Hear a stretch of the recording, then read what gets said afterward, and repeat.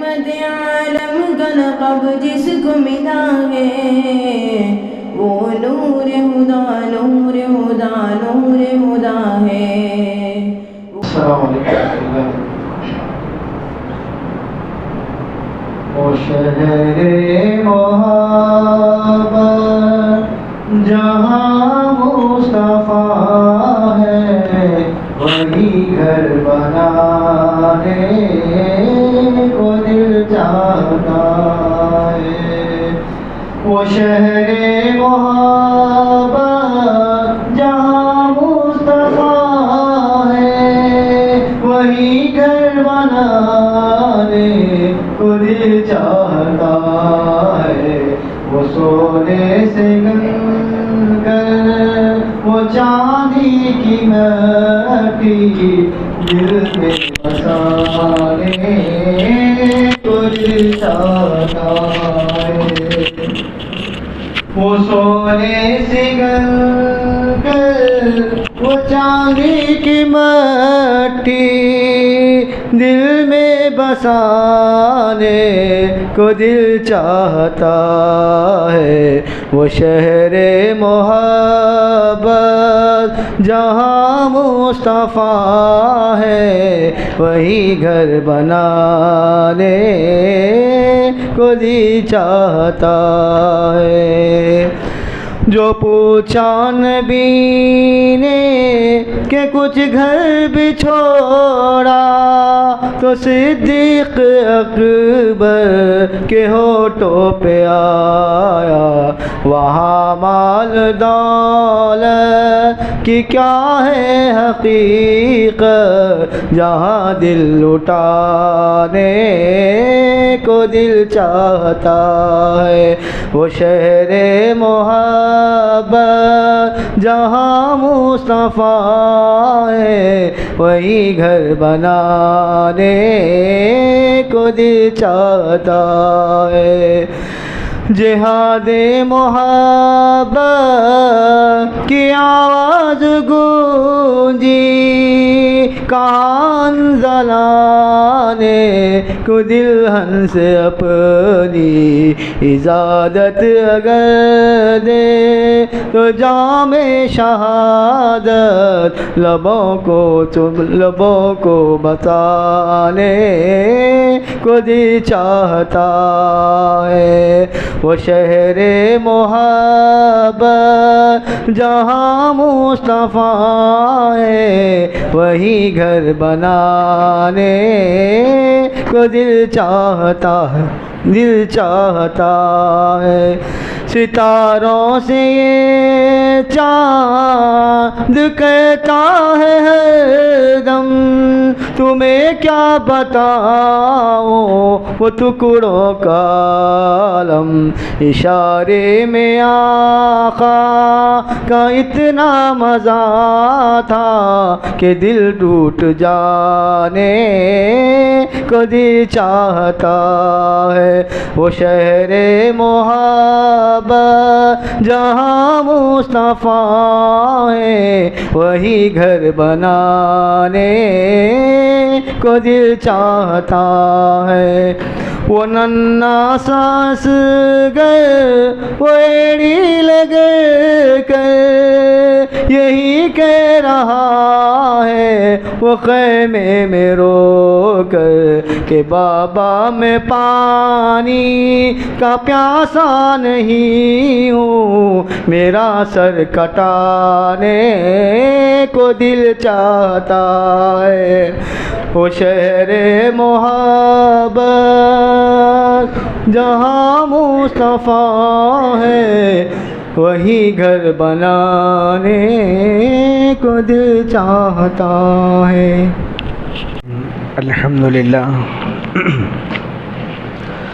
الحمدللہ رب العالمین والعاقبۃ للمتقین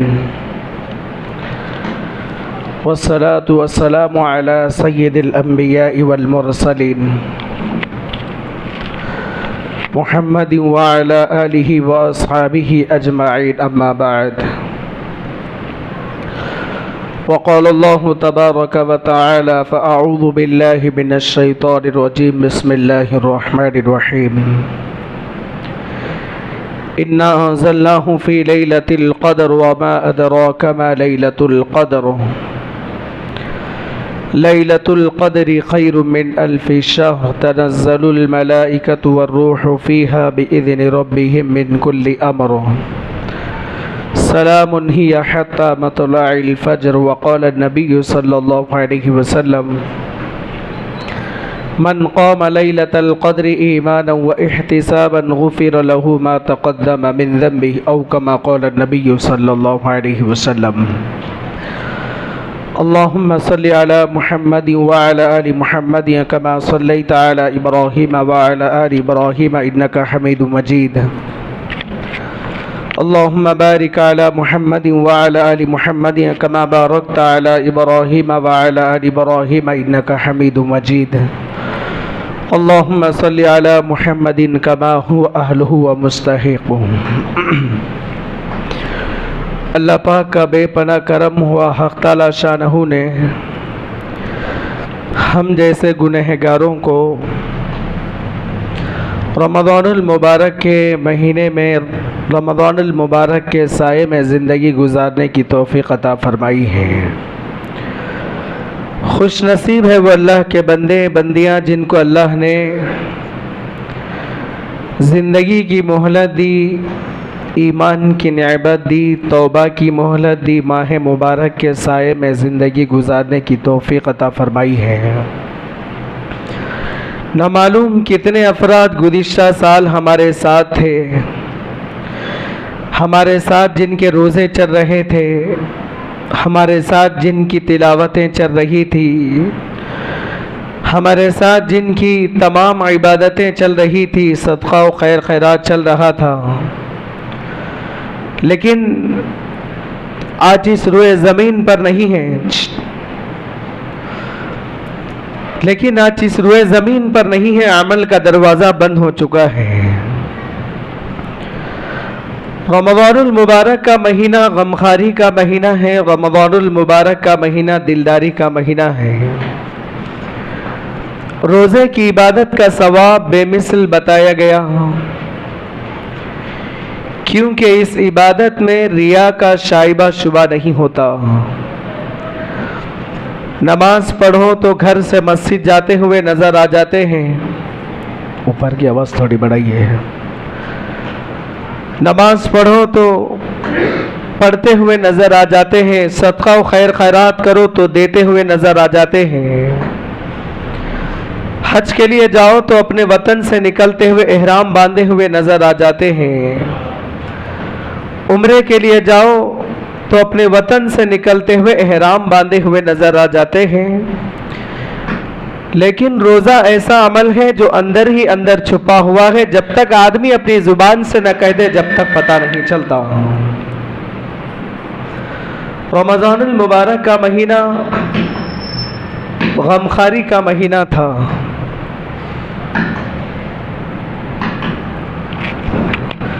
رمضان المبارک کے مہینے کی جو برکتیں جو حاصل کرنا تھا، ہم لوگوں نے اس طریقے سے رمضان المبارک کے مہینے کو نہیں گزارا ہے.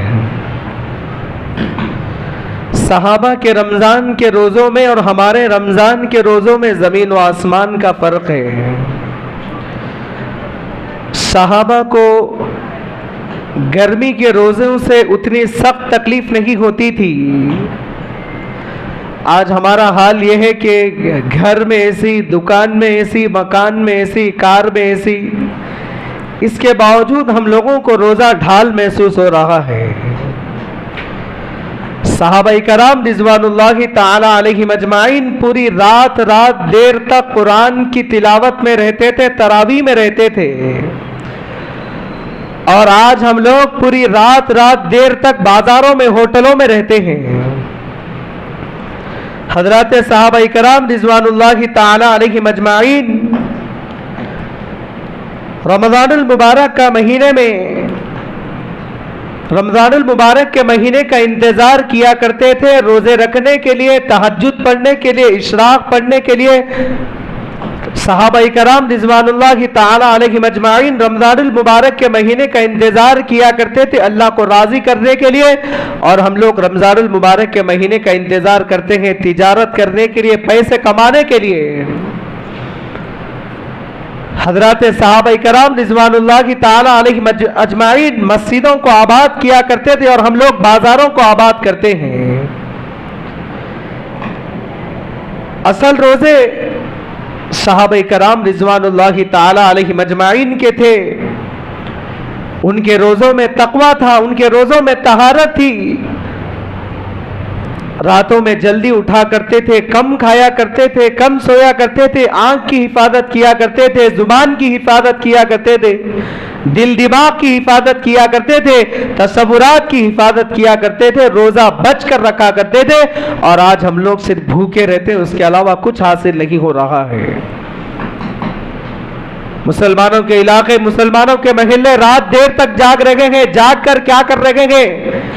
مسلمانوں کے محلے میں نوجوان رات دیر تک جاگ رہے ہیں، کیا تہجد پڑھنے کے لیے جاگ رہے ہیں؟ قرآن کی تلاوت کے لیے جاگ رہے ہیں؟ کس کے لیے جاگ رہے ہیں؟ فونوں کے اندر گزار رہے ہیں، فونوں کے اندر جاگ رہے ہیں، وقت گزارنے کے لیے جاگ رہے ہیں۔ مسلمان محلوں سے، مسلمان علاقوں سے پولیس ڈپارٹمنٹ والے بھی پریشان ہیں کہ معلوم نہیں مسلمانوں کے محلے میں کون سا جن کب اٹھ کر رات میں کیا کر دیتا پتہ نہیں۔ حضرت سلمان رضی اللہ عنہ کہتے ہیں کہ کتب حدیث میں مشہور و معروف حدیث منقول ہے، اللہ کے نبی علیہ الصلوۃ والسلام نے شعبان کے آخری دن حضرات صحابہ کو جمع کر کے خطبہ ارشاد فرمایا، قد اضلکم شہر عظیم شہر لیلۃ مبارکہ، ایک ایسا مہینہ تم پر آنے والا ہے، ایک ایسا مہینہ تم پر سایہ فگن ہونے والا ہے جو مہینہ بابرکت ہے، رحمتوں سے لبریز ہے، شہر فیہ لیلۃ مبارکہ، اللہ نے اس مہینے کے اندر ایک ایسی رات رکھی ہے جو رات بڑی برکت والی رات ہے، سعادت والی رات ہے، جس کو ہم لوگ شب قدر کہتے ہیں۔ اس شب قدر کے سلسلے میں اللہ فرماتے ہیں لیلۃ القدر خیر من الف شہر، شب قدر کی رات 1000 مہینوں سے زیادہ بہتر ہے۔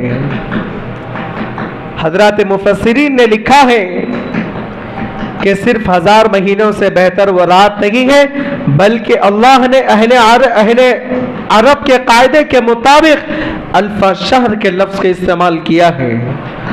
مطلب یہ ہے کہ اہل عرب کسی چیز کی کثرت کو، کسی چیز کی زیادتی کو بتانا ہوتا تو الف کا لفظ استعمال کرتے، تو اللہ رب العزت انہی کے انداز میں بیان فرماتے ہوئے فرماتے ہیں لیلۃ القدر خیر من الف شہر، شب قدر کی رات 1000 مہینوں سے زیادہ بہتر ہے۔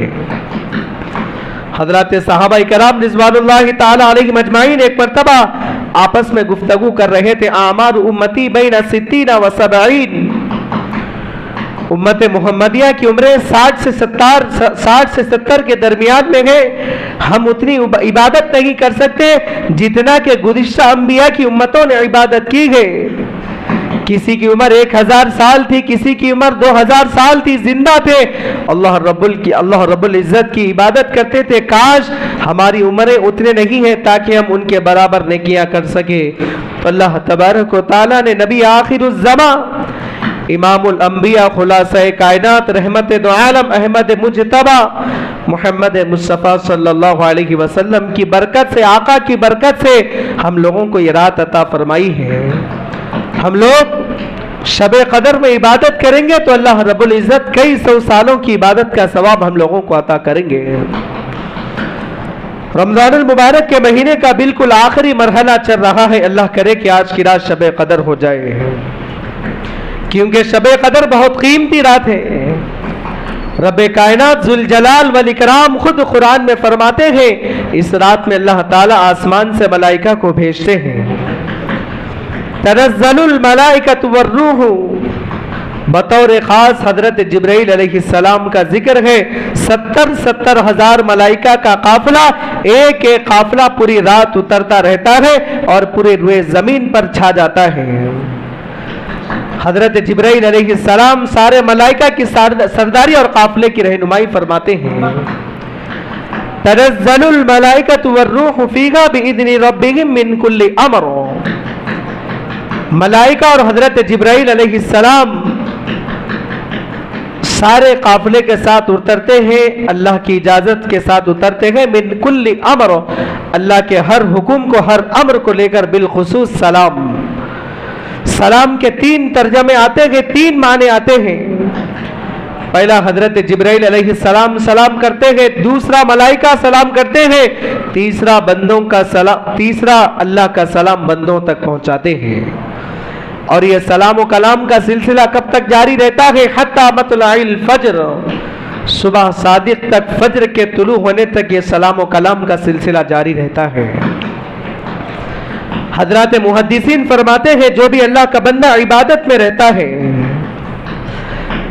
جو بھی اللہ کا بندہ عبادت میں مصروف و مشغول رہتا ہے، حضرت جبرائیل علیہ السلام اس سے مصافحہ کرتے ہیں. یہ اور بات ہے، ہم کو احساس نہیں ہوتا، بعد میں پتہ چلے گا حضرت جبرائیل علیہ السلام کس کس سے مصافحہ کیے ہیں.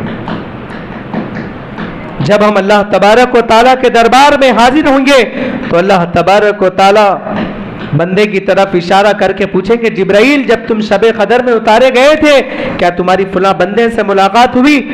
حضرت جبرائیل علیہ السلام کہیں کہ ہاں یا الہی، میں نے اس کو عبادت میں تلاش کیا، میں نے اس کو مسجد کے اندر تلاش کیا، میں نے اس کو نماز میں پایا، میں نے اس کو ذکر و اذکار کے اندر پایا، اور میں نے اس کو یاد بھی رکھا. اگر اللہ تبارک و تعالیٰ کسی بندے کی طرف اشارہ کر کے کہیں گے جبرائیل جب تم شب قدر میں اتارے گئے تھے کیا تمہاری فلاں بندے سے ملاقات ہوئی؟ حضرت جبرائیل علیہ السلام کہیں گے یا الہی، میں نے اس کو عبادت میں تلاش کیا مگر نہ یہ ملا، میں نے اس کو نماز میں تلاش کیا، میں نے اس کو ذکر اذکار میں تلاش کیا مگر یہ نہ ملا. اللہ خود فرمائیں گے تیرے لیے ہلاکت ہو، اس لیے کہ جبرائیل سے تیری ملاقات نہ ہوئی. تو اللہ پاک کی بارگاہ میں دعا بھی کرنا ہے، جن آنکھوں کو آپ نے اپنا بابرکت مبارک کلام دکھایا ہے ان آنکھوں کو بے حیائی کے، بد نظری کے مناظر دیکھنے سے بچا لیجئے. جن کانوں سے آپ نے اپنا بابرکت مبارک کلام سنایا ہے ان کانوں سے غیبتوں کے سننے سے بچا لیجئے. دل کی دنیا کو بدل دیجئے. اللہ کے محبوب صلی اللہ علیہ وسلم کی اطاعت و فرما برداری میں زندگی گزارنے کی توفیق عطا فرمائیے. اللہ کا کلام اللہ کے غیبی مددوں کو لائے گا، اللہ کا کلام اللہ کے غیبی طاقتوں کو دکھلائے گا. اللہ کا کلام پڑھنا بھی ثواب ہے، اللہ کا کلام پڑھانا بھی ثواب ہے. اللہ کے کلام کی تلاوت بھی عبادت ہے، دیکھنے کو بھی عبادت بنا دیا، سننے کو بھی عبادت بنا دیا، چھونے کو بھی عبادت بنا دیا. قرآن سننا بھی ثواب ہے، سنانا بھی ثواب ہے. یہ اللہ کا کلام ہے، بغیر وضو کے چھونے کی اجازت نہیں ہے. قرآن میں اللہ نے کئی عبرت کے واقعات بیان کیے تاکہ انسان اپنے جنون سے نکل جائے، اپنے مال پر، اپنی قوت پر، طاقتور جوانی کے نشے میں بہ نہ جائے. اس لیے اللہ نے قرآن میں کہیں فرعون کا تذکرہ کیا تو کہیں نمرود کا تذکرہ کیا تو کہیں شداد کا تذکرہ کیا تو کہیں اپنے نافرمان قوموں کا تذکرہ کیا. دیکھو ان قوموں نے اپنی زندگی میں کیا کیا، ہم نے مہلت دی، اس کے بعد ان کا نتیجہ کیا رہا. وہ انسان بڑا نہیں جس کے پاس مال ہو. مال تو فرعون کے پاس بھی تھا، مال تو قارون کے پاس بھی تھا، مال تو شداد کے پاس بھی تھا. اللہ کے کلام کو جانے اور پہچانے. حضرت رابعہ بصریہ رحمت اللہ علیہ جو اپنے زمانے کی مشہور بزرگہ خاتون گزری گئے، ان کی محفل میں بیٹھنے والی عورتوں نے پوچھا ہم برسوں سے آپ کی محفل میں بیٹھ رہے ہیں، کبھی شیطان کی برائی کرتے ہوئے آپ کی زبان سے نہیں سنا. تو ایک دم رو پڑی، کیسی بات کرتے ہو، رحمان نے مجھے ایک زبان عطا کی ہے، اس زبان سے رحمان کی بھلائی، رحمان کی بڑائی بیان کرنے سے فرصت نہیں ملتی، تو میں شیطان کی برائی بیان کرنے کے لیے وقت کہاں سے لاؤں. آج ہماری زبان کہاں استعمال ہو رہی ہے، غیبتوں کے اندر استعمال ہو رہی ہے، چغل خوریوں کے اندر استعمال ہو رہی ہے، ایک دوسرے کی برائیوں کے اندر ہماری زبان استعمال ہو رہی ہے.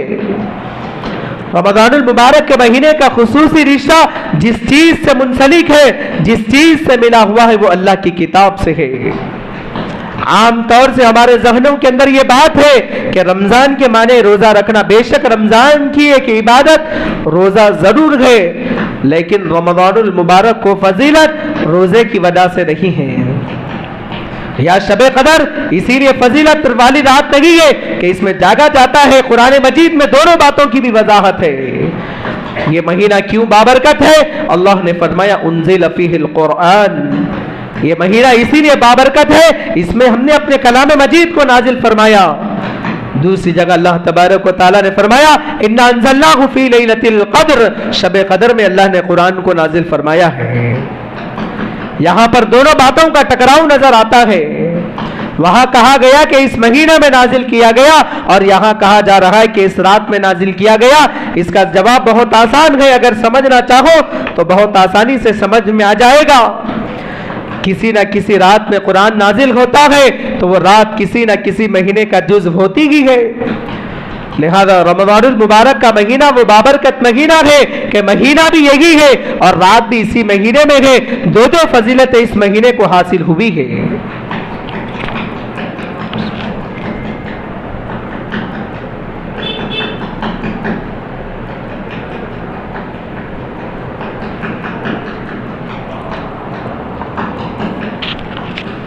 اللہ کے رسول صلی اللہ علیہ وسلم نے فرمایا، اللہ تبارک و تعالی قرآن مجید کے ایک ایک لفظ کے پڑھنے پر، اللہ تبارک و تعالی قرآن مجید کے ایک ایک لفظ کے پڑھنے پر 10 نیکیاں عطا فرماتے ہیں۔ اور اللہ کے نبی علیہ الصلوۃ والسلام نے فرمایا اگر کوئی بندہ، اللہ کے نبی علیہ الصلوۃ والسلام نے فرمایا الذی لیس فی جوفہ شیء من القرآن کالبیت الخریب، وہ دل وہ سینہ جس میں قرآن کا کوئی حصہ موجود نہ ہو، اللہ کے نبی علیہ الصلوۃ والسلام نے فرمایا کہ وہ ویران گھر کی طرح ہے۔ آج اب ہم اپنا اپنا جائزہ لیے، اللہ کے کلام سے ہمارا کتنا تعلق ہے، اللہ کے کلام کے ساتھ ہمارا کیا رشتہ ہے، اللہ کے کلام کو ہم پڑھ رہے ہیں تو کب پڑھ رہے ہیں، اللہ کے کلام کو اٹھا رہے ہیں تو کب اٹھا رہے ہیں۔ بعض گھرانوں میں اللہ کے کلام کو اس وقت اٹھایا جاتا ہے جس وقت قسم کھانے کا وقت آتا ہے تو اس وقت اللہ کے کلام کو اٹھایا جاتا ہے۔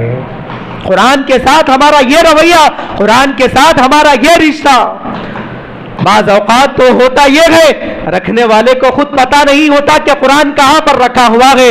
پہلے کے زمانے میں قرآن رکھنے کا شوق تھا، گھروں کے اندر قرآن کو پڑھنے کا شوق تھا، بزرگان دین کے اولیاء کرام کی کتابوں کو پڑھنے کا شوق تھا۔ آج ہمارے گھروں میں جانوروں کو رکھنے کا شوق ہے، جانوروں کو پالنے کا شوق ہے۔ اللہ کے نبی حدیث مبارکہ میں فرمایا الذی لیس فی جوفہ شیء من القرآن کالبیت الخریب، وہ دل وہ سینہ جس میں قرآن کا کوئی حصہ نہ ہو وہ ویران گھر کی طرح ہے۔ اللہ کے نبی علیہ الصلوۃ والسلام دن کے اجالے میں قرآن کو کثرت سے پڑھا کرتے تھے، اللہ کے نبی علیہ الصلوۃ والسلام رات کے اندھیرے میں قرآن کو کثرت سے پڑھا کرتے تھے۔ حافظ قرآن کے بارے میں اللہ کے نبی علیہ الصلوۃ والسلام نے کیا فرمایا، قیامت کے دن حافظ قرآن کے ماں باپ کو سورج سے زیادہ روشن تاج پہنایا جائے گا۔ ہمارے گھر پر سورج کی کرن پڑتی ہے تو روشنی کا کیا عالم ہوتا ہے۔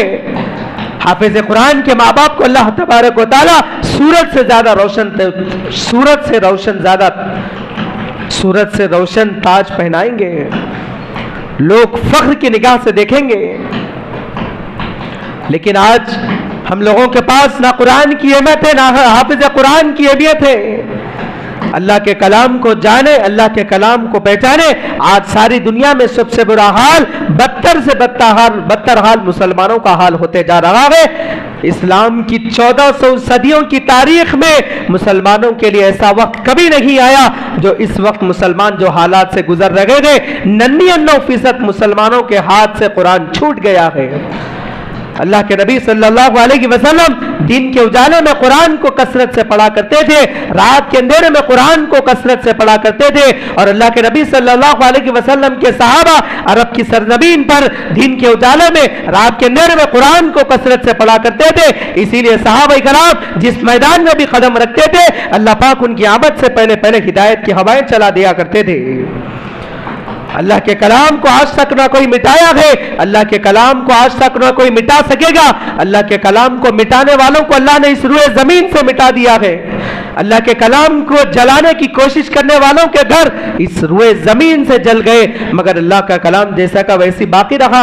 قرآن کریم نازل ہو کر 1450 سال کا عرصہ گزر چکا ہے، نہ زبر بدلا ہے، نہ زیر بدلا ہے، نہ پیش بدلا ہے۔ 1450 سال پہلے جیسا قرآن نازل ہوا ہو بہو آج بھی قرآن کریم ویسے ہی موجود ہے۔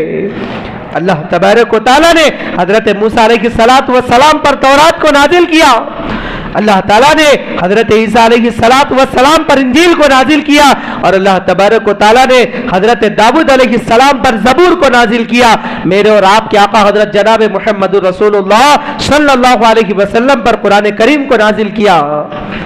اللہ تبارک و تعالیٰ نے جب حضرت موسیٰ علیہ السلام پر تورات کو نازل کیا تو کہا اے موسیٰ تم اور تمہاری قوم اس کتاب کی حفاظت کرے گی تو فبیگا، ورنہ تورات بدل جائے گی۔ جب اللہ تبارک و تعالیٰ نے انجیل حضرت عیسیٰ علیہ السلام پر نازل کیا تو کہا کہ اے عیسیٰ آپ اور آپ کی قوم انجیل کی حفاظت کرے گی تو فبیگا، ورنہ انجیل بدل جائے گی۔ جب اللہ تبارک و تعالیٰ نے حضرت داؤد علیہ السلام پر زبور کو نازل کیا تو کہا کہ اے داؤد آپ اور آپ کی قوم زبور کی حفاظت کرے گی تو فبیگا، ورنہ زبور بدل جائے گی۔ لیکن اللہ تبارک و تعالیٰ نے جب قرآن کریم کو نازل کیا تو کہا انا نحن نزلنا الذکر وانا لہ لحافظون، اے پیغمبر صلی اللہ علیہ وسلم اس کے نازل کرنے والے بھی ہم ہی ہیں اور اس کی تا قیامت تک حفاظت کرنے والے بھی ہم ہی ہیں۔ قرآن کو جانے اور پہچانے۔ قرآن صرف مرحومین کے لیے نہیں ہے، قرآن صرف مردوں کے لیے پڑھ کر بخشنے کے لیے نہیں ہے، بلکہ قرآن انسانوں کے لیے ہے، انسانوں کے لیے ہدایت ہے۔ صحابہ کا ایمان دیکھیے کیسے تھا۔ حضرت عثمان غنی رضی اللہ عنہ کی دور خلافت میں حضرت عبداللہ بن مسعود رضی اللہ عنہ بڑے جلیل القدر صحابی ہیں۔ حضرت عبداللہ بن مسعود رضی اللہ عنہ حضرت عبداللہ بن مسعود رضی اللہ عنہ بستر پر پڑ گئے، مرض الوفات کے اندر گئے، بیماری کے عالم میں گئے۔ حضرت عثمان غنی رضی اللہ عنہ بادشاہ وقت تھے۔ حضرت عثمان غنی رضی اللہ عنہ بنفس نفیس آ کر پوچھتے گئے اے عبداللہ بن مسعود ما تشکی، آپ کو کس چیز کی تکلیف ہو رہی ہے؟ حضرت عبداللہ بن مسعود رضی اللہ عنہ نے جواب دیا اتشکی علی ذنوبی، مجھے اپنے گناہوں کی تکلیف محسوس ہو رہی ہے۔ حضرت عثمان غنی رضی اللہ عنہ نے کہا آپ تو بیمار ہو، کسی طبیب کو کسی ڈاکٹر کو لے کر آؤں۔ عجیب و غریب جملہ ارشاد فرمایا لقد امرنی طبیبی، مجھے ڈاکٹر خود نے بیمار کیا ہے، اگر وہ شفا دے گا تو صحت مند ہو جاؤں گا، ورنہ دنیا میں مجھے کوئی شفا دینے والا نہیں ہوگا۔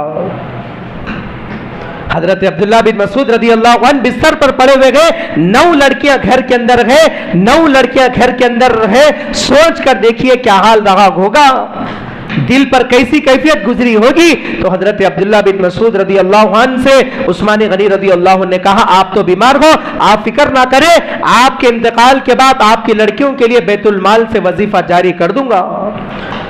حضرت عبداللہ بن مسعود رضی اللہ عنہ نے کہا لا حاجت، مجھے اس کی کوئی ضرورت نہیں ہے، اللہ پاک انتظام کرنے والے ہیں۔ پھر اس کے بعد فرمایا کہ آپ کو جملہ یاد نہیں ہے، اللہ کے نبی علیہ السلام نے اپنی حیات طیبہ میں اپنی پیاری زبان مبارک سے ارشاد فرمایا تھا، اللہ کے نبی علیہ السلام نے ارشاد فرمایا تھا جو بندہ سورہ واقعہ کی تلاوت کر لیتا ہے، جس گھر میں سورہ واقعہ کی تلاوت کی جاتی ہے اس گھر کے اندر کبھی فقر و فاقہ نہیں آتا، لم تصبہ فاقۃ ابدا، جس گھر میں سورہ واقعہ کی تلاوت کی جاتی ہے اس گھر کے اندر کبھی فقر و فاقہ نہیں جھانکتا۔ میری 9 لڑکیاں پوری سورہ واقعہ کی تلاوت کرنے والی ہے اور اللہ پاک انتظام کرنے والے ہیں، آپ کے پیسوں کی کوئی ضرورت نہیں ہے۔ اللہ سے لینے کا کیسا یقین تھا، اللہ سے لینے کا کیسا جذبہ تھا۔ آج صبح ہوتے ہی بے چین ہوتے ہیں چائے پینے کے لیے، اخبار دیکھنے کے لیے، اس سے زیادہ بے چینی قرآن کی تلاوت کی بنا لو۔ بے چین ہوتے ہیں صبح ہوتے ہی سگریٹ بیڑی کے لیے، اس سے زیادہ قرآن کی تلاوت کی بے چینی بنا لو، اس سے زیادہ اللہ کے کلام کو پڑھنے کی بے چینی اپنے اندر بنا لو۔ قرآن کریم وہ مقدس کتاب ہے جس کو بدلنا تو دور کی بات، کتاب کا نام تک نہیں بدلا۔ اللہ کے رسول صلی اللہ علیہ وسلم کے زمانے میں بھی قرآن کا نام قرآن تھا. حضرت ابو بکر صدیق رضی اللہ عنہ کے زمانے میں بھی قرآن کا نام قرآن تھا. حضرت علی رضی اللہ عنہ کے زمانے میں بھی قرآن کا نام قرآن تھا. حضرت عثمان غنی رضی اللہ عنہ کے زمانے میں بھی قرآن کا نام قرآن تھا. دوسرے مذہب والوں نے کتاب کو بدل دیا, رد و بدل کر دیا, تحریف کر ڈالی. تورات اس وقت دنیا کے اندر موجود نہیں ہے, زبور اس وقت دنیا کے اندر موجود نہیں ہے. اگر کوئی کتاب محفوظ ہے تو وہ قرآن کریم محفوظ ہے, لیکن ہمارے پاس اس کتاب کی اہمیت نہیں ہے. قرآن کریم کو ہم لوگ پڑھتے نہیں, قرآن کریم کو ہم اٹھاتے نہیں. جن احباب کو قرآن شریف پڑھنے نہیں آتا, شرمندگی کی کوئی ضرورت نہیں ہے. قرآن کتنے سال میں نازل ہوا؟ کوئی صحابہ 50 سال کی عمر میں قرآن کو پڑھا, بعض صحابہ نے 60 سال میں قرآن کو پڑھا. اللہ کے نبی صلی اللہ علیہ وسلم پر جیسے جیسے قرآن اتر رہا تھا, حضرات صحابہ کرام قرآن سیکھ رہے تھے. شرمندگی کی کوئی بات نہیں ہے. ابھی بھی سن سکتے ہیں, ابھی بھی قرآن پڑھ سکتے ہیں. قرآن پڑھنا چاہیے, اللہ کے کلام کو پڑھنا چاہیے, اللہ کے کلام کو جاننا چاہیے. وہ قرآن جو اللہ کے نبی علیہ الصلوۃ والسلام پر نازل ہوا, صحابہ کا ایمان کیسے تھا؟ یہی وہ قرآن ہے جس نے حضرت ابو بکر صدیق رضی اللہ عنہ کو صدیق بنا دیا. یہی وہ قرآن ہے جس نے حضرت عمر رضی اللہ عنہ کو فاروق اعظم بنا دیا. یہی وہ قرآن ہے جس نے حضرت عثمان غنی رضی اللہ عنہ کو ذی النورین بنا دیا. یہی وہ قرآن ہے جس نے حضرت علی رضی اللہ عنہ کو اسد اللہ بنا دیا. حضرت ابو بکر صدیق رضی اللہ عنہ عاشق قرآن تھے. حضرت ابو بکر صدیق رضی اللہ عنہ عاشق قرآن تھے. حضرت عمر رضی اللہ عنہ عاشق قرآن تھے. تمام صحابہ عاشق قرآن تھے. تمام ائمہ عاشق قرآن تھے. تمام علماء عاشق قرآن تھے. قرآن سے عشق کا, محبت کا درجہ رکھا کرتے تھے. قرآن سے تعلق جوڑے, قرآن سے تعلق پیدا کرے. جو شخص سورہ ملک پڑھ کر سوتا ہے, 29ویں پارے کا ہے, جو شخص سورہ ملک پڑھ کر سوتا ہے, اللہ کے نبی علیہ الصلوۃ والسلام نے فرمایا اس کو قبر میں کبھی عذاب قبر نہیں ہوتا. سورہ ملک اس کو قبر کے اندر عذاب قبر سے بچا لے گا. جو سورہ رحمان کثرت سے پڑھتا ہے, ہر وہ بیماری سے محفوظ ہوتا ہے, کینسر کی بیماریوں سے محفوظ ہوتا ہے, ہر وہ بیماریوں سے محفوظ ہوتا ہے. سورہ بقرہ کا آخری رکوع للہ ما فی السماوات و ما فی الارض جو پڑھ کر سوتے ہیں, ان کی قبر کے اندر اجالا رہتا ہے. للہ ما فی السماوات و ما فی الارض پڑھنا چاہیے. اللہ کے کلام پر وعدے ہیں, لیکن ہم لوگوں کو اللہ کے کلام پر وعدے نہیں ہے. دنیا کی ہر وہ چیز پر یقین ہے. اگر کسی چیز پر یقین نہیں ہے تو اللہ کے کلام پر یقین نہیں ہے. آج قرآن رسمن دیا جا رہا ہے. جس طرح آپ کی بیٹی پان نہیں کھاتی پھر بھی شادی میں پالدان اگالدان دیا جاتا ہے, اسی طرح قرآن رسمن دیا جا رہا ہے. بس پڑھنے والا نہ تو آپ کی بیٹی ہے, نہ پڑھنے والے آپ کے داماد ہیں. جیسا قرآن لائے تھے بس اسی جگہ پر لا کر رکھ دیا جاتا ہے. تو بھائیوں, قرآن کریم کو جانو, قرآن کریم کو پہچانو. آج ساری دنیا میں سب سے برا حال مسلمانوں کا ہے, کیونکہ ہمارے ہاتھوں سے اللہ کا کلام چھوٹ گیا. ساری دنیا میں سب سے برا حال مسلمانوں کا ہے. ساری دنیا میں پانی کی قدر و قیمت ہے, مسلمانوں کے خون کے قطروں کی کوئی قیمت نہیں ہے. یہ ہمارے اعمال کی سزا ہم کو مل رہی ہے. قرآن سے جوڑو, قرآن سے اپنا رشتہ جوڑو. ساری دنیا میں سب سے برا حال مسلمانوں کا, امت مسلمہ کا ہے. ہمارے اعمال کی سزا ہم کو مل رہی ہے. اگر ہماری زندگی صحابہ کی زندگی کی طرح ہوتی, ہماری زندگی اولیاء کی زندگی کی طرح ہوتی, ہماری زندگیوں میں اللہ کا کلام ہوتا, ہماری زندگیوں میں راتوں کے اندھیرے اللہ کے خوف پہ گزرتے, ہماری زندگیوں کے راتوں کے اندھیرے اللہ کو یاد کرنے میں, اللہ کو منانے میں گزر جاتے, ہمارے چہروں پر نبی کی داڑھی ہوتی, ہمارے چہروں پر نبی کی داڑھی ہوتی, ہمارا لباس سنت لباس ہوتا, حلال و حرام و حلال کی تمیز ہوتی, ماؤں کا, بہنوں کا, غریبوں کا, مسکینوں کا, مجبوروں کا حق ادا کرتے.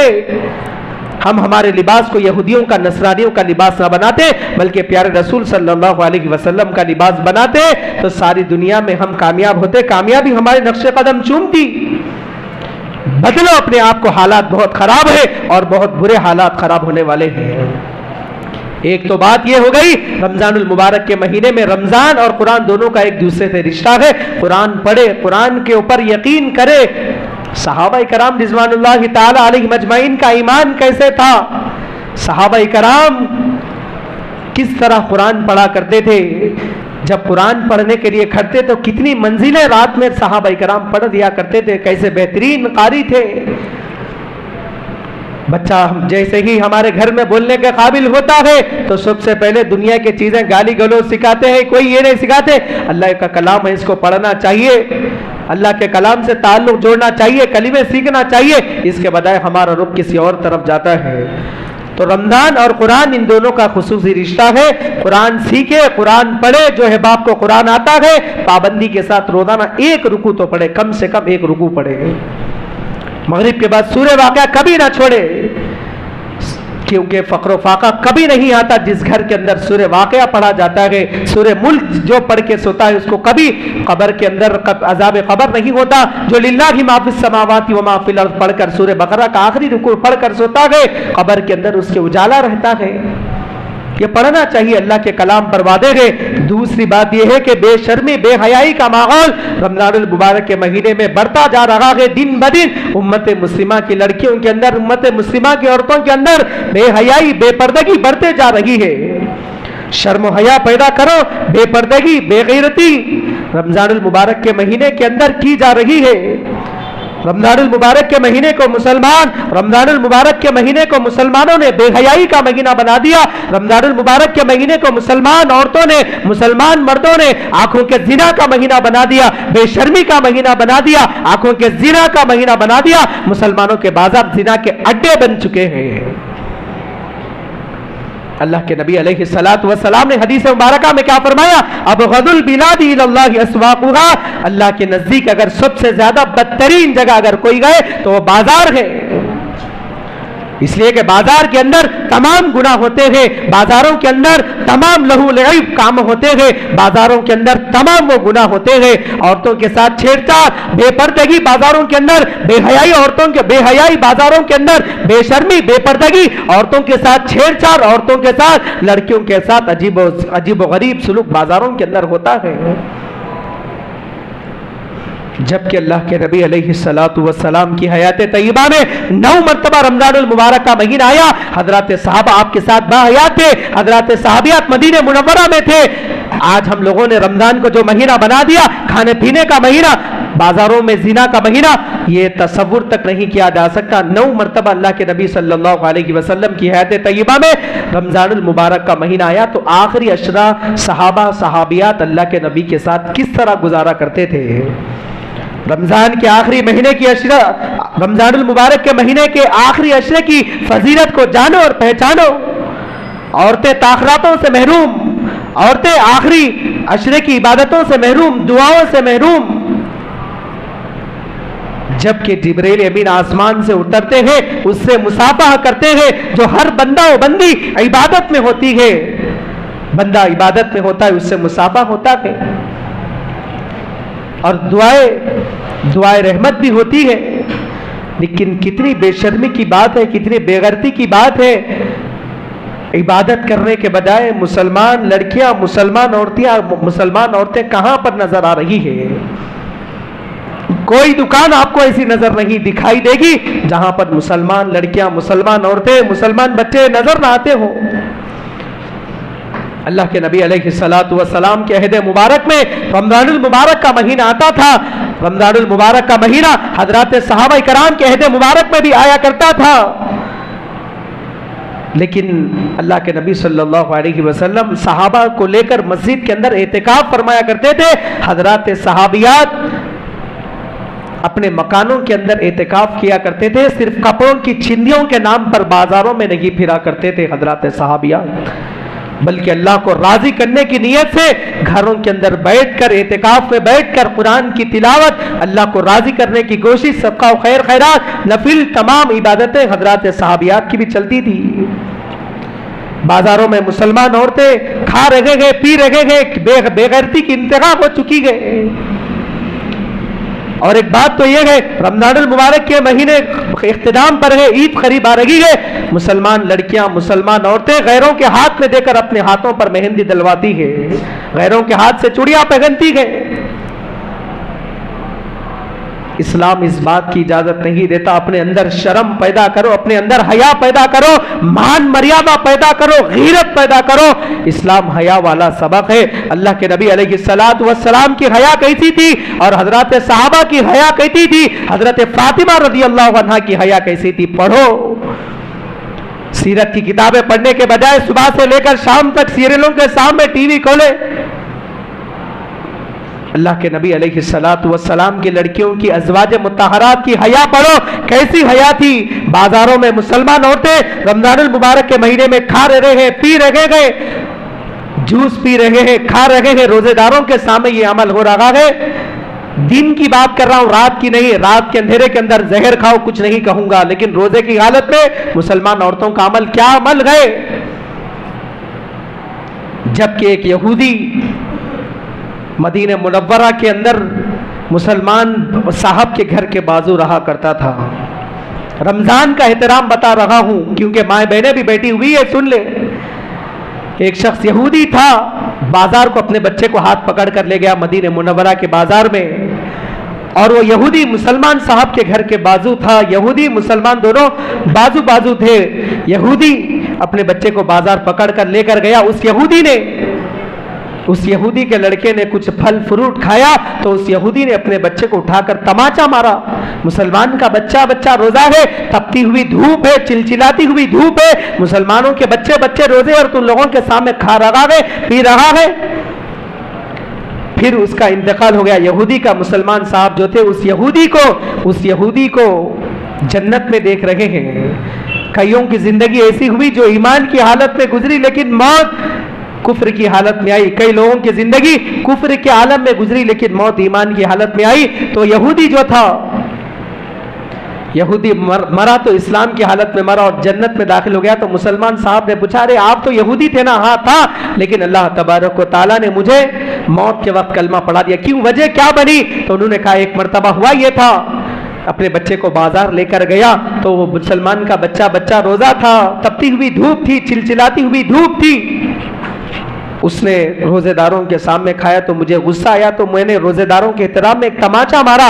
تو اللہ تبارک و تعالیٰ کو اتنی ادا پسند آئی, اللہ تبارک و تعالیٰ نے اس ادا کے صدقے میں مجھے موت کے وقت فرشتوں کو بھیج کر کلمہ پڑھا دیا ہے.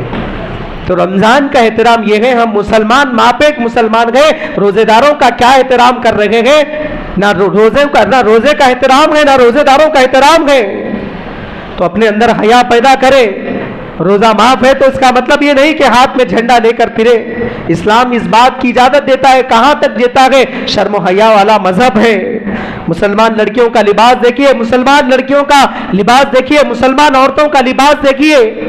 کیسا لباس آج امت مسلمہ میں مسلمان لڑکیوں میں رائج ہوتا جا رہا ہے.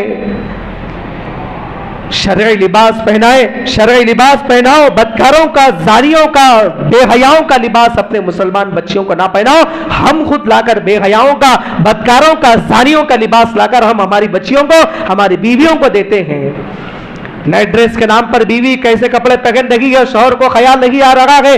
گھر کے اندر بہن ہے تو کیسا لباس پہن رہی ہے, بھائی ہے تو بہنوں کے سامنے کیسا لباس پہن رہا ہے.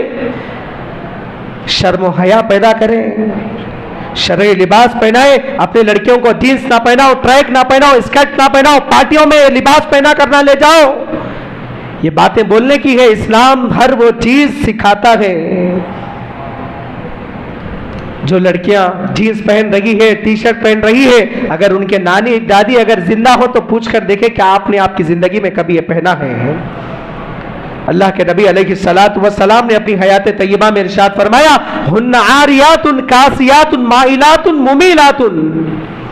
قیامت کے ان قریب عورتیں کپڑے پہن کر بھی ننگی ہوں گی. اللہ کے نبی کی حدیث مبارکہ ہے, قیامت کے ان قریب عورتیں کپڑے پہن کر بھی ننگی ہوں گی. پہننا نہ پہننے میں داخل ہو جائے گا, پہنتے ہوئے بھی وہ سب کچھ نظر آ جائے گا. غور سے سنو, حج کرنے والے مردوں سے اللہ نے کہا جب حج کے لیے جاتے ہیں, مرد حضرات جاتے ہیں, عورتیں جاتی ہیں, تو دیکھو اللہ تبارک و تعالیٰ نے شرم و حیا کا لباس, شرم و حیا کا کتنا خیال رکھا. حج کرنے والے مردوں سے کہا کہ 2 چادریں استعمال کرو، 2 چادروں سے اپنے جسم کو چھپاؤ، مردوں کے لیے حکم دیا۔ عرفات کے میدان میں مرد کے لیے یہی 2 چادریں ہوتی ہیں، مینا کے میدان میں بھی یہی 2 چادریں ہوتی ہیں، مزدلفہ کے میدان میں بھی یہی 2 چادریں ہوتی ہیں، صفا مروہ کے درمیان سعی کرتے وقت بھی مردوں کے لیے یہی 2 چادریں ہوتی ہیں۔ 2 چادروں سے اپنے بدن کو چھپاؤ۔ لیکن عورتوں سے، خواتین سے کہا تو میری حیادار بندی ہے، میں نے حیا کو تیری شان بنائی ہے، عورت کا نام پردہ ہے، پردے کا نام عورت ہے، شرم و حیا کا نام عورت ہے، عورت کا نام شرم و حیا ہے۔ مردوں سے زیادہ غیرت اللہ نے عورتوں کے اندر رکھی ہے، مردوں سے زیادہ حیا اللہ نے عورتوں کے اندر رکھی ہے، مردوں سے زیادہ غیرت اللہ نے عورتوں کے اندر رکھی ہے۔ حج کرنے والی عورتوں سے اللہ تبارک و تعالیٰ نے کہا، حج کرنے والی عورتوں کو اللہ نے حکم دیا کہ اپنے پورے جسم کے ساتھ، پورے لباس کے ساتھ حج کرو، سوائے چہرے کے، وہ اللہ کی مصلحت ہے، لیکن پورے جسم، پورے پردے کے ساتھ، پورے لباس کے ساتھ حج کرو، نہ کہ مردوں کی طرح 2 چادروں میں۔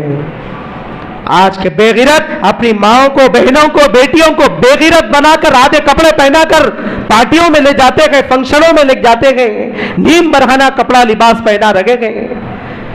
شادی خانے تو زنا کے اڈے بن چکے ہیں۔ بے شرمی کا لباس، بے حیائی کا لباس، بدکاروں کا لباس، زانیوں کا لباس پہنا کر ہم فنکشنوں میں لے جا رکھے گئے، رشتہ داروں سے ملانے کے لیے لے جا رکھے گئے۔ آج کی شادی خانوں کی کرسیاں باپردہ ہوتی ہے، شادی خانوں کرسیاں باپردہ ہوتی ہے، کرسیوں پر بیٹھنے والی بے پردہ ہوتی ہے۔ کرسی کا پیر تک نظر نہیں آتا، کرسی پر بیٹھنے والی کا سب کچھ نظر آ جاتا ہے، وہ بے حیائی کا دور چل رہا ہے۔ اللہ کے نبی نے یہی فرمایا، ہن عاریات کاسیات مائلات ممیلات۔ قرب قیامت کے عنقریب عورتیں کپڑے پہن کر بھی ننگی ہوں گی۔ شرعی لباس پہنے، اپنی بچیوں کو، اپنی ماؤں کو، بہنوں کو، بیویوں کو شرعی لباس پہنائے، شرعی لباس پہننے کا حکم دے۔ ہرگز گھروں کے اندر یہ نہ پہنائے، شروع سے بچیوں کی صحیح تربیت کرے۔ بچپن سے ہم پہناتے گئے، بڑے ہونے کے بعد وہ شوقین ہو جاتے گئے۔ کس کی ذمہ داری بنتی ہے؟ باپ گھر کے اندر ہے تو باپ لڑکیوں کو کس حالت کے اندر دیکھ رہا ہے، بھائی ہے تو بھائی بہنوں کے سامنے کیا لباس پہن رہا ہے، پھر بہنیں بھائیوں کے سامنے کیسا لباس پہن رہی ہے، پھر بچیوں کے سامنے ماں کیسا لباس پہن رہی ہے۔ اسلام شرم و حیا کی تعلیمات دیتا۔ اللہ کے نبی علیہ السلام کی حیا کا کیا حال تھا؟ ایک مرتبہ اللہ کے رسول صلی اللہ علیہ وسلم رمضان المبارک کے مہینے کا چاند دیکھ کر حضرت فاطمہ رضی اللہ عنہا کے گھر آئے۔ غور سے سنیے، دل کے کان کھول کے نہیں، کان پھاڑ کر سننا چاہیے۔ اللہ کے نبی علیہ السلام نے ایک مرتبہ رمضان المبارک کے مہینے کا چاند دیکھ کر حضرت فاطمہ رضی اللہ عنہا کے گھر آئے اور کہا کہ رمضان المبارک ہو فاطمہ، کیا تم نے چاند دیکھا ہے؟ حضرت فاطمہ رضی اللہ عنہ خاموش بیٹھ گئے۔ پھر اللہ کے رسول نے پوچھا، فاطمہ رمضان المبارک ہو، کیا تم نے رمضان المبارک کے مہینے کا چاند دیکھا ہے؟ حضرت فاطمہ رضی اللہ عنہ خاموش بیٹھ گئے۔ پھر اللہ کے نبی علیہ السلام نے پوچھا، کیوں نہیں دیکھا فاطمہ؟ تو حضرت فاطمہ رضی اللہ عنہ نے کہا، ابا جان، ابا حضور، اس چاند کو دیکھتے ہوئے مجھے شرمندگی محسوس ہو رہی تھی، جس چاند پر امت کے غیر محرموں کی نگاہ پڑی ہو۔ میرا دل نہیں چاہ رہا تھا، کیونکہ رمضان المبارک کے مہینے کے چاند کو سب کی نگاہ ٹکی ہوئی ہوتی ہے، سب مرد حضرات، عورتیں چاند کو دیکھتے ہیں، تو میرا جی نہیں چاہ رہا تھا کہ اس چاند کو دیکھوں جس چاند پر امت کے غیر محرموں کی نگاہ پڑی ہو۔ اللہ کے نبی علیہ السلام کی حیا کے متعلق اما جان حضرت عائشہ صدیقہ رضی اللہ عنہا فرماتی ہے کہ مکے کی کنواری لڑکیوں کی آنکھوں کے اندر وہ حیا نہیں تھی جو اللہ کے نبی علیہ السلام کے آنکھوں کے اندر حیا تھی، وہ حیا کا عالم تھا۔ اللہ کے نبی علیہ السلام کی حیا کا، حضرت عثمان غنی رضی اللہ عنہ کی حیا کا یہ حال تھا کہ جب غسل کرتے تو کپڑے اتارنا پسند نہیں کرتے اور یہ سمجھتے میں اللہ کے سامنے برہنہ کیسے کھڑا ہو جاؤں، پورے کپڑوں کے ساتھ حضرت عثمان غنی رضی اللہ عنہ غسل کرتے ہیں۔ محمد بن سیرین رحمت اللہ علیہ بہت بڑے اللہ والے گزرے ہیں۔ محمد بن سیرین کی بہن فاطمہ بنت سیرین کا جب انتقال ہوا، جب جنازہ گھر سے نکل رہا تھا محمد بن سیرین کی بہن فاطمہ بنت سیرین کا جب انتقال ہو کر جنازہ گھر سے باہر نکل رہا تھا تو محمد بن سیرین رحمۃ اللہ علیہ نے باہر کھڑ کر کہا یہ میری وہ بہن کا جنازہ ہے جو گھر سے تیسری مرتبہ گھر سے باہر قدم رکھ رہی ہے۔ ایک مرتبہ اس وقت قدم رکھا جس وقت نکاح ہوا تو اپنے سسرال جانے کے لیے گھر سے باہر قدم رکھی، دوسری مرتبہ اس وقت قدم رکھی جس وقت حج کے لیے روانہ ہو رہی تھی، حج کے لیے جانے کے لیے دوسری مرتبہ گھر سے قدم باہر رکھی، تیسری مرتبہ جس کا جنازہ گھر سے باہر نکل رہا ہے۔ تو اسلام کی بیٹیاں تھیں، ان لوگوں کی سیرت پڑھنا چاہیے، ان لوگوں کی حیا پڑھنا چاہیے۔ الٹا ہم لوگ بے حیاؤں کو دیکھتے گئے، بے حیاؤں کو دیکھ کر وہ بے حیاؤں کی زندگی ہماری زندگی میں لانا چاہتے گئے۔ بے حیاؤں کا لباس جتنا بے حیاؤں کا لباس ننگا لباس ہوتا ہے اتنا لباس مہنگا ہوتا ہے، اور اتنا مہنگا لباس لا کر ہم خود ہماری بچیوں کو بہنوں کو پہناتے ہیں۔ آج امت مسلمہ کی لڑکیاں فلمیں دیکھ کر، سیریلز دیکھ کر، ڈرامے دیکھ کر بے حیا بنتی جا رہی ہے، فلمیں دیکھ کر، سیریلز دیکھ کر اپنی زندگی اس طرح گزارنا چاہ رہی ہے۔ اللہ کے نبی علیہ السلام کی بیٹیوں کی سیرت پڑھنا چاہیے، حضرت فاطمہ رضی اللہ عنہا کی سیرت پڑھنا چاہیے۔ کبھی بھی سیریلوں کے اندر، فلموں کے اندر یوٹیوبرز جو ولاگز ڈالتے ہیں جو بے حیا ہے، کبھی بھی وہ لوگ یہ نہیں بتاتے شوہر کی خدمت کرو، ماں باپ کی خدمت کرو، ماں باپ کی اطاعت کرو، شوہر کے ساتھ ادب اخلاق کے ساتھ پیش آؤ۔ آج عورتیں ٹی ویاں دیکھ کر، سیریلاں دیکھ کر، ڈرامے دیکھ کر اپنی گھریلو زندگی کو تباہ و برباد کر رہی ہے، اس میں کوئی شک و شبہ نہیں ہے۔ جن سیریلوں کے اندر، جن فلموں کے اندر، جن ڈراموں کے اندر یہ بتایا جاتا ہے شوہر کے ساتھ اس طرح لڑو، شوہر کے ساتھ اس طرح رویہ اختیار کرو، وہ دیکھ کر اپنی عورتیں اپنی زندگی میں لانا چاہ رہی ہے اور گھریں تباہ و برباد ہو رہی ہے۔ ماں بہنوں سے گزارش کرتا ہوں بدل جاؤ، اپنے آپ کو بدل جاؤ۔ انقلاب اب کسی ایم ایل اے سے، ایم پی سے، کسی کونسلر سے آنے والا نہیں ہے۔ اگر انقلاب آنے والا ہے کسی جماعت سے انقلاب آنے والا نہیں ہے، اگر انقلاب آنے والا ہے تو ماں بہنوں کی نسلوں سے انقلاب آنے والا ہے۔ انقلاب آنے والا ہے تو علماء کی جماعت سے انقلاب آنے والا ہے۔ موبائل سے بچیوں کو دور رکھے۔ موبائل کا فتنہ کیسا فتنہ ہے ہم لوگ جانتے ہیں، پھر بھی اس کے باوجود ہمارے بچوں کو ہم لوگ جان بوجھ کر زہر دے رہے ہیں۔ تو دوسری بات یہ ہوئی،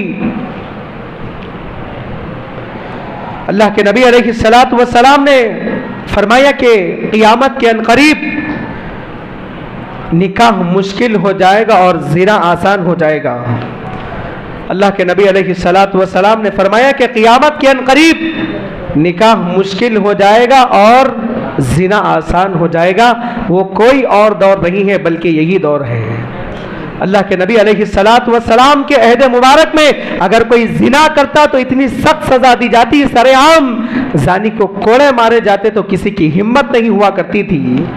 اللہ نے جن کے منہ پر 4 پیسے پھینک دیے گئے، دولت کے نشے میں، دولت کے گھمنڈ میں آ کر، دولت کے نشے میں چکنا چور ہو کر حرام کی محفلیں لگاتے ہیں، شراب و کباب کی محفلیں لگاتے گئے، دولت کے نشے میں آ کر وہ تمام گناہ نکاحوں کے موقع پر کر رہے ہیں۔ آج امت مسلمہ نے نکاح کو مشکل سے مشکل بنا کر رکھ دیا۔ جو مالی بوجھ اللہ نے مرد کے کندھے پر ڈالے تھے وہ سارے بوجھ لڑکی کے کندھے پر ڈالا جا رہا ہے۔ نقد مہر دینے کے بجائے وہاں پر جوڑے کی رقم وصول کی جا رہی ہے۔ حرام ہے، کتاب اللہ سنت رسول اللہ کے خلاف ہے۔ اللہ کے نبی علیہ السلام نے فرمایا نکاح کے 4 معیار ہیں، لوگ اس کی بنیاد پر نکاح کرتے ہیں۔ یاد رکھنا، مال کی بنیاد پر نکاح کرنا یہ یہودیوں کی علامت ہے، اور حسن کی بنیاد پر نکاح کرنا عیسائیوں کی علامت ہے۔ حسب و نسب کو پیش نظر رکھ کر نکاح کرنا یہ مشرکین کی علامت ہے، اور دینداری کو ترجیح دے کر نکاح کرنا یہ اللہ کے نبی علیہ السلام کی سنت مبارکہ ہے۔ مال بھی فتنہ ہے، حسن بھی فتنہ ہے، حسب و نسب بھی فتنہ ہے۔ یہ چیزیں ہمیشہ کے لیے باقی رہنے والی نہیں ہے۔ اگر کوئی چیز باقی رہنے والی ہے تو وہ دینداری باقی رہنے والی ہے۔ جو رخے چھپ رہے گے وہ بھی سنت کے خلاف چھپ رہے گے۔ نکاح من سنتی یہ رخوں پر لکھ کر یہ دھوکہ دیا جا رہا ہے۔ कौन सुन्नत के मुताबिक निकाह कर रहा है? जो रुखे छप रहे हैं, कितने के रुखे छप रहे हैं? निकाहों के अंदर खुराफात, खानों के अंदर जो लुटाया जा रहा है। मुसलमान लड़कियां गैरों के साथ दिन ब दिन जा रही है। मुसलमान लड़कियां गैरों के साथ बैठकर गाड़ियों पर फिर रही है। मुसलमान लड़कियां गैरों के साथ पार्कों में फिर रही है, पार्टियों में फिर रही है। कॉलेजेस के नाम पर मुसलमान लड़कियां कहां कहां फिर रही है। कोई ढकी चुकी बात नहीं है। सोशल मीडिया पर सब हजरात जानते हैं, आंध्रा गया, तेलंगाना गया, नलगुंडा गया, वरंगल गया, वहां के उलमा ने कहा कि मौलाना इस उन्मान पर रोशनी डालिए। मुसलमान लड़कियां, हमारे नलगुंडे की लड़कियां, हमारे वरंगल की लड़कियां, कसरत से मुसलमान लड़कियां गैरों के साथ भाग रही है, आप इस पर रोशनी डालिए। सारे हिंदुस्तान की बात है, सिर्फ हमारे मुल्क की बात नहीं है, सबसे हमारे हैदराबाद की बात नहीं है। आखिर इसकी वजह क्या है? मुसलमान लड़कियां गैरों के साथ क्यों भाग रही है? मुसलमान घरों में, हालांकि वो लड़कियां मुसलमान घरों में पैदा हुई, मुसलमान माँ के गोद में आंख खोली, वो बच्ची मदरसे को भी गई, मकतब को भी गई, अल्लाह को पहचानी, अल्लाह के रसूल सल्लल्लाहु अलैहि वसल्लम को भी पहचानी। और वो लड़की 20 साल तक मुसलमान माँ बाप के आगोश के अंदर, घरों के अंदर जिंदगी गुजारने के बावजूद आखिर ऐसी क्या मजबूरी आ गई मुसलमान लड़कियों को, जो मुसलमान लड़का नहीं मिला? गैरों के साथ मुसलमान लड़कियां गैरों के साथ भाग रही है, गैरों से निकाह कर रही है। जिस घर में लड़की जवानी की दहलीज पर कदम रखती है, उसी वक्त से वालिदैन की नींद खराब हो जाती है। जिंदगी का हर लम्हा सांप बनकर डसने लगता है। जोड़े घोड़े के मुतालबात की वजह से आज उम्मत मुस्लिमा की लड़कियां गैरों के हवाले दिन ब दिन होती जा रही है। आप तारीख उठाकर देखिए, जितनी बच्चियां गैरों के साथ भाग रही है, गैर मुस्लिमों के साथ जा रही है, उसमें से अक्सर बच्चियां मुसलमानों की वो बच्चियां जो गरीब तबके की मुसलमान बच्चियां हैं। जब नौजवानों का हाथ ऐसा हुआ तो हमारी कौम की लड़कियों का हाथ गैरों के हाथ में चला गया। मैं पूछना चाहता हूं अपने आप से, मैं पूछना चाहता हूं पूरे हिंदुस्तान के मुसलमानों से, मैं पूछना चाहता हूं पूरे हिंदुस्तान के मसाजिद के जिम्मेदारों से, मैं पूछना चाहता हूं ऊंचे ऊंचे ओहदों पर फाइज होने वाले जिम्मेदारों से, आखिर ये मजबूर लड़कियां अपनी इज्जत और आबरू को, अपनी मान मर्यादा को गैरों के हवाले क्यों कर रही है? गैरों के हवाले करने पर क्यों मजबूर हो रही है? मुसलमान लड़कियों की इज्जत और आबरू की हिफाजत का जिम्मेदार है कौन? है कोई कौम का जवाब मर्द जो मेरे इन सवालात का जवाब दे सके? मुसलमान लड़कियां अपनी इज्जत और आबरू को गैरों के हवाले दिन ब दिन क्यों कर रही है? आज हमारे माशरे में सुन्नत के मुताबिक निकाह करने वाला नौजवान नहीं मिलेगा। अल्लाह ने मुझे कम उम्र में खून के आंसू रोने के हालात दिखाए हैं। आज हमारे माशरे में सुन्नत के मुताबिक निकाह करने वाला नौजवान नहीं मिलेगा, चाहे किसी भी मसलक से ताल्लुक रखने वाला हो। जमात का साथी भी बिगड़ा हुआ है, वलियों को मानने वाला भी बिगड़ा हुआ है, कुरान और हदीस को मानने वाला भी बिगड़ा हुआ है। किसी मसलक की बात नहीं कर रहा हूं, सब मसलक के नौजवानों को सामने रखकर बात कर रहा हूं। सब मसलक के नौजवान बिगड़े हुए हैं। मैं पूछना चाहता हूं, क्या कुरान में यही लिखा हुआ है शादी में जोड़ा घोड़ा मांग, जोड़े घोड़े के पैसे मांग? क्या हदीस में यही लिखा हुआ है शादी के मौके पर लड़की वालों से जोड़े घोड़े का मुतालबा कर? क्या हदीस में यही लिखा हुआ है लड़की वालों के पास से शादी का खाना खाने का मुतालबा करके लड़की वालों के पास से खाना खाओ? क्या वलियों की जिंदगियों के अंदर यही लिखा हुआ है? शादी के अंदर इन तमाम चीजों को ससुराल वालों के पास से, लड़की वालों के पास से मांग। मैं यहां पर बैठे हुए नौजवानों से नहीं, बूढ़ों से कहना चाहता हूं, बुजुर्गों से कहना चाहता हूं, पहले आप लोग सुधरिए। हमारे नौजवान आज भी सुधरने तैयार हैं। तुम अपने बच्चों का निकाह नहीं करते बल्कि तिजारत करते हो। नौजवान आज भी सुधरने तैयार है। मुझे माफ फरमाइए, मैं इल्म में छोटा हूं, उम्र में छोटा हूं, तकवे में छोटा हूं, लेकिन क्या करूं, जब कौम की गरीब लड़कियों का सवाल आ जाता है तो मैं चेहरों को भी देखता नहीं, मैं उम्रों का भी देखता नहीं। तुम्हारी उम्रों से ज्यादा मुझे कौम की गरीब लड़कियों का सवाल पैदा होता है। बूढ़े मांग रहे हैं, ये उम्र में मांग रहे हैं। बुजुर्ग मुझे माफ फरमाइए, ये उम्र में मांग रहे हैं, हालांकि मांग कर खुद नहीं खा रहा है, बेटे की शादी में लोगों को खिला रहा है। जो खुद बुजुर्ग अपने बेटे की शादी में जोड़े घोड़े के मुतालबा, जोड़े घोड़े के पैसे मांग रहे हैं। اللہ کے نبی علیہ الصلوۃ والسلام نے فرمایا تم زمین والوں پر رحم کرو، آسمان والا تم پر رحم کرے گا۔ خونخوار بھیڑیوں سے بدتر ہو چکے ہیں آج۔ رشتے کہاں پر طے ہو رہے ہیں؟ آج تقریباً لوگ رشتے آن لائن دیکھ رہے ہیں، اخبارات میں دیکھ رہے ہیں، اس لیے رشتے بھی آن لائن ہو رہے، لڑائیاں بھی آن لائن ہو رہے، شادیاں بھی آن لائن ہو رہے، طلاق بھی آن لائن ہو رہی۔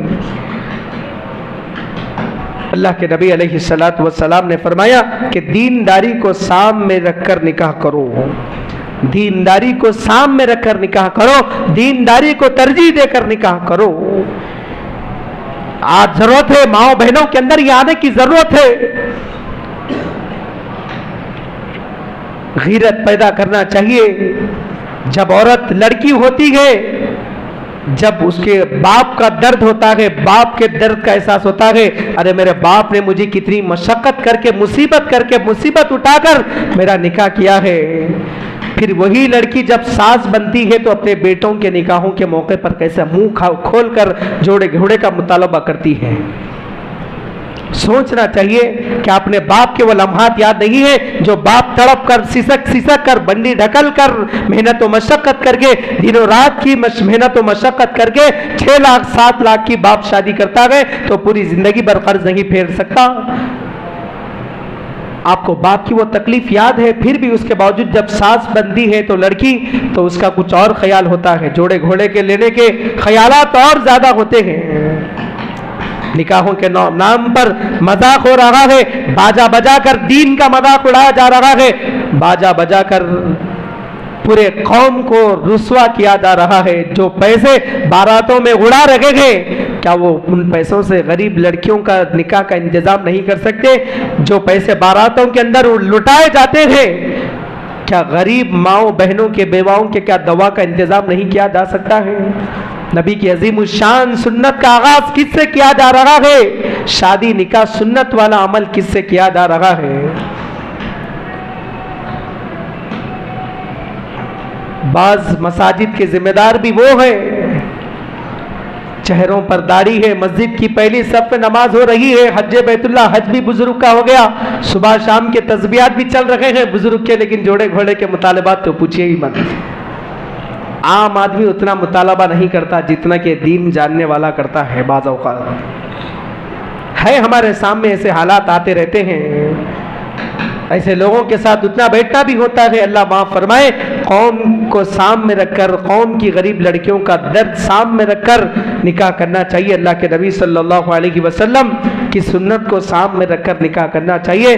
اگر ہم نکاحوں کے خرافات کے اندر مبتلا ہو گئے، یہودیوں کے خرافات کے اندر، نصرانیوں کے شادیوں کے خرافات کے اندر مبتلا ہو گئے تو ہماری زندگی کامیابی زندگی نہیں ہے۔ نہ اللہ کا ڈر ہماری شادیوں میں، نہ اللہ کے رسول کا ڈر، نہ قبر کا ڈر، نہ حشر کا ڈر، نہ پل صراط کا ڈر، نہ میزان کا ڈر۔ علامہ اقبال نے کہا تھا، یہ مسلمان ہے جنہیں دیکھ کر شرمائے یہود۔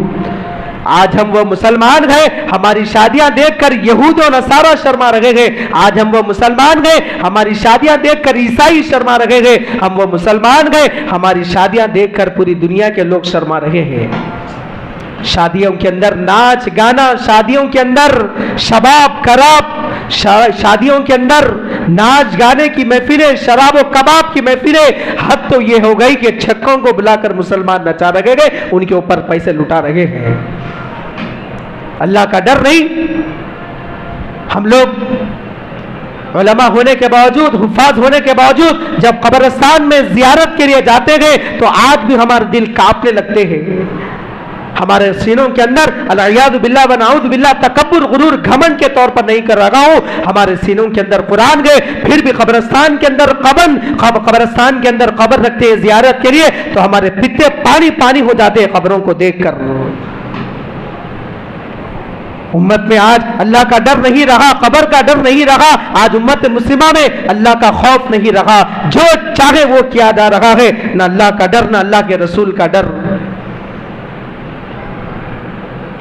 زندگی کب ساتھ دے گی، زندگی کب بجھ جائے گی پتہ نہیں، آئندہ سال نصیب ہوگا یا نہیں ہوگا ہم کو پتہ نہیں ہے۔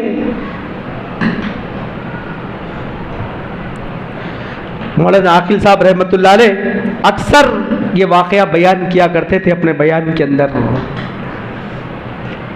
نکاحوں کے موقع پر جہاں کہیں بھی بیان ہوتا حضرت کا تو مولانا عاقل صاحب رحمۃ اللہ علیہ اللہ تعالیٰ حضرت کی مغفرت فرمائے، جنت الفردوس میں اعلیٰ مقام نصیب فرمائے۔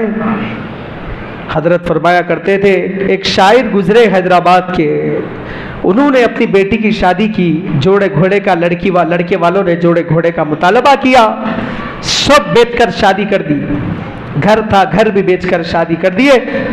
شادی کے دوسرے دن اطلاع ملی کہ سسرال والوں نے، دوسرے یا تیسرے دن اطلاع ملی کہ سسرال والوں نے لڑکی کو زندہ جلا دیا ہے سامان پورا نہ دینے کی وجہ پر۔ تو شاعر اپنی بیٹی کے لاش پر آئے اور آ کر کہا، اب آیا یاد جانے من اس نامرادی میں، اب آیا یاد جانے من اس نامرادی میں، کفن دینا بھولے تھے ہم تجھے سامان شادی میں۔ میں کفن دے دیتا تو شاید پورا وہ بھی ہو جاتا، کفن بھی میرا ہی ہو جاتا۔ کیا نہیں مانگ رہے ہیں آج، کیا نہیں مانگ رہے ہیں۔ ایسا محسوس ہو رہا ہے مرنے کے بعد نوجوانوں کا کفن بھی سسرال کے گھر سے آتا ہوگا۔ لڑکی والوں کے پاس سے مطالبے، لڑکی والوں کو اٹھتے بیٹھتے لڑکی والوں کو تانا دینا، تیرے باپ نے یہ نہیں دیا، تیرے باپ نے وہ نہیں دیا۔ دعا کرتے مولانا اللہ پاک آپ کے جیسا بیٹا عطا فرمائے، پھر جیسے ہی بیٹا ہوتا تو ساس کے گھر سے سونے کی انگوٹھیاں منگ کر بچوں کو پہناتے ہیں۔ یہ حال ہو جا رہا امت کا، اللہ حفاظت فرمائے۔ تو نکاحوں کو سنت کے مطابق نکاح کرنا چاہیے۔ دن بدن حالات بدتر سے بدتر ہوتے جا رہے ہیں۔ قرآن کریم سے اپنا تعلق جوڑے، قرآن کریم سے اپنا رشتہ مضبوط کرے، علماء کی قدر کرے، حفاظ کی قدر کرے، علماء کا ادب کرے، علماء کا حفاظ کا ادب کرے۔ باہر کے عالم کی عزت کرنا کمال نہیں ہے، باہر کے عالم سے لا کر تقریر کروانا کمال نہیں ہے، بلکہ اپنے مساجد کے اندر جو علماء ہے، جو حفاظ ہے، جو مساجد میں نماز پڑھا رہے ان کی قدر کرنا کمال کی بات ہے۔ آج مساجد میں تقریباً مساجد میں کمیٹیوں کا کیا حال ہے؟ افسوس کہ آج مساجد پر تقریباً نادانوں کا قبضہ ہے، مساجد پر جاہلوں کا، پڑھے لکھے جاہلوں کا قبضہ ہے مساجد پر۔ تو ہم لوگوں کو چاہیے علماء کی قدر کرنا چاہیے، اپنے مسجد کی قدر کرنا چاہیے۔ جس امام کے پیچھے نماز پڑھ رہے ہیں، جس امام کے پیچھے نماز پڑھ رہے ہیں، جس عالم کے پیچھے نماز پڑھ رہے ہیں، پہلے اس عالم کی قدر کریں، بعد کے علماء کی بعد میں قدر کریں۔ اللہ کے نبی علیہ الصلوۃ والسلام نے فرمایا العلماء ورثۃ الانبیاء، علماء انبیاء کے وارث ہیں۔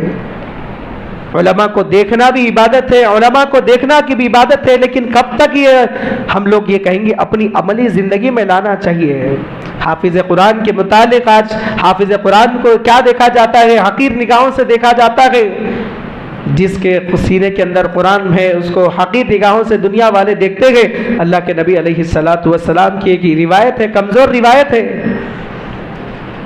اللہ کے نبی صلی اللہ علیہ وسلم نے فرمایا جس قبرستان میں جس حافظ قرآن کو دفنایا جاتا ہے، اگر آزو بازو والوں کو قبر ہو، عذاب قبر ہو رہا ہو، اگر بیچ میں حافظ قرآن کو دفنایا جاتا ہے تو اس حافظ قرآن کی برکت سے اللہ تعالیٰ دونوں قبروں پہ سے عذاب کو ہٹا لیتے ہیں۔ آج ہم لوگ نہ قرآن کو سمجھتے ہیں، نہ قرآن والوں کو سمجھتے ہیں، نہ قرآن کا ادب ہے ہمارے پاس، نہ راتوں کا قدر ہے۔ اللہ تبارک و تعالیٰ سے دعا فرمائیے کہ اللہ تبارک و تعالیٰ مجھے اور آپ کو کئی بھی سنی ہوئی باتوں پر عمل کرنے کی توفیق عطا فرمائے۔ آمین ثم آمین وآخر دعوانا الحمد للہ رب العالمین۔ ایک اعلان یہ ہے کہ ہر شب معراج، شب قدر، شب برات کے اندر خواتین کا بھی